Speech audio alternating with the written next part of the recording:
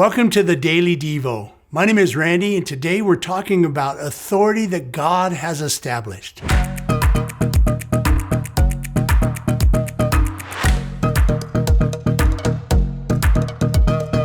Today, as we read this passage of Scripture from the book of Romans, I want you to look at the verse through the eyes of the Apostle Paul to see the historical significance and the context in which he is writing.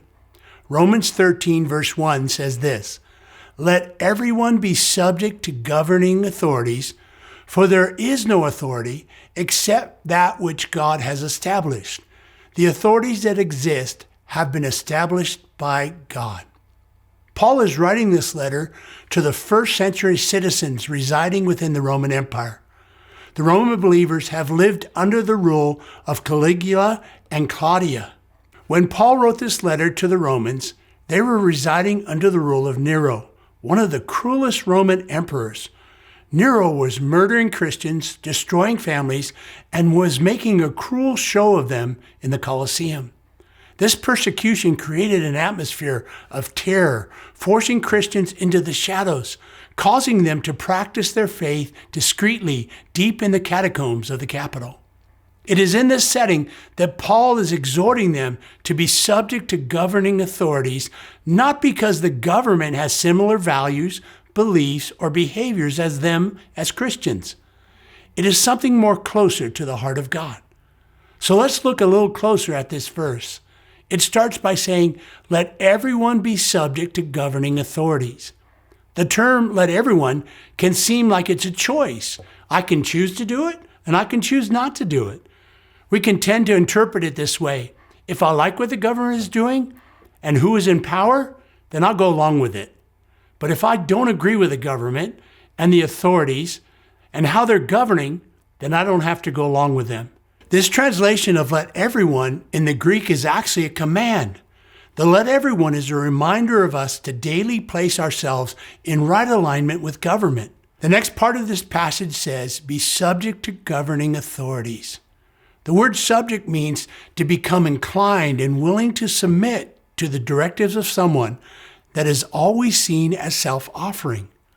Paul immediately explains why everyone should be subject to governing authorities, because all authority comes from God. Whether or not we agree with the leader's policies or politics, we must recognize that God has placed our governing authorities in their position. Romans 13:1 underscores God's all-encompassing authority and sovereignty in human affairs. We must remember that God created the authorities ruling over us just as He created us. Even when the government doesn't live up to its role, we're still to live up to ours. So what is our role? To become light to all mankind of God's love and grace. In the Old Testament, Daniel is a model we should use when it comes to our relationship with government. We need to understand that God, not kings, presidents, or prime ministers, are ultimately in control. Daniel in the Bible, in chapter 2, verses 21, says this, "He, God, controls the course of world events. He removes kings. He sets up kings." As a follower of Christ, our hope and faith should rest in God, not in who's in power.